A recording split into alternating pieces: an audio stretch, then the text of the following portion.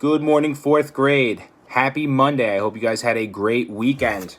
We have come to the conclusion of our Read Aloud series, Holes. We are on the final two chapters. Today is chapter 49. Tomorrow will be part 2 and 3, which includes chapter 50. And that will be it for our Read Aloud series, Holes.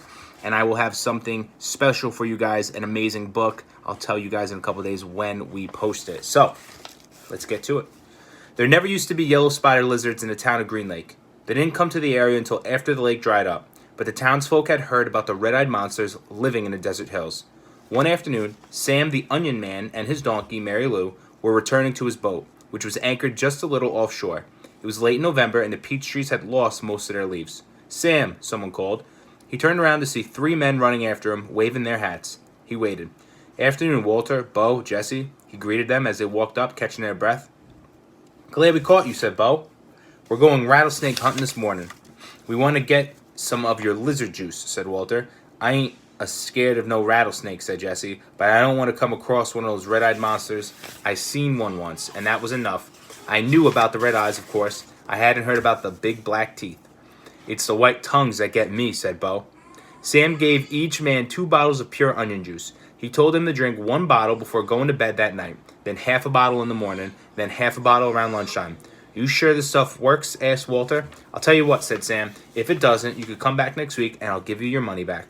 Walter looked around, unsure of Bo, as Bo and Jesse laughed. Then Sam laughed too. Even Mary Lou let out a rare hee-haw. "Just remember," Sam told the men before they left, "it's very important you drink a bottle tonight. You gotta get it into your bloodstream. The lizards don't like onion blood." Stanley and Zero sat in the back seat of Miss Marengo's BMW. The suitcase lay between them. It was locked, and they decided they'd let Stanley's father try to open it in his workshop. "You don't know what's in it, do you?" she asked. "No," said Stanley. I didn't think so." The air conditioning was on, but they drove with the windows open as well because, no offense, but you boys really smell bad. Miss Marengo explained that she was a patent attorney. "I'm helping your father with a new product he's invented. He happened to mention your situation, so I did a little investigating. Clyde Livingston's sneakers were stolen sometime before 3:15.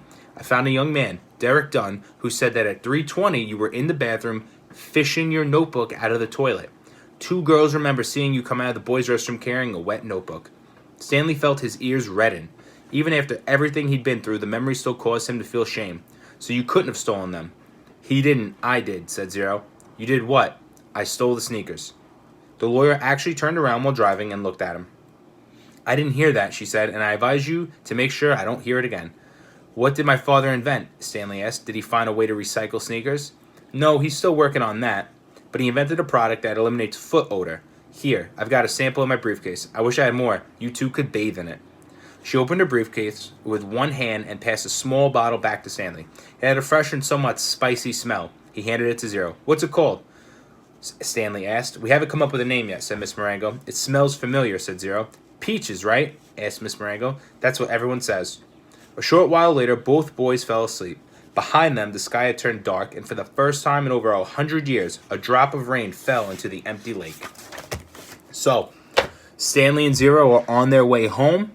They have the suitcase, they have the chest. We still don't know what's inside. Tune in tomorrow for the thrilling conclusion of Holes, our Read Aloud series, and let's find out what's in that suitcase. I love and miss you guys. I'll talk to you soon. Bye.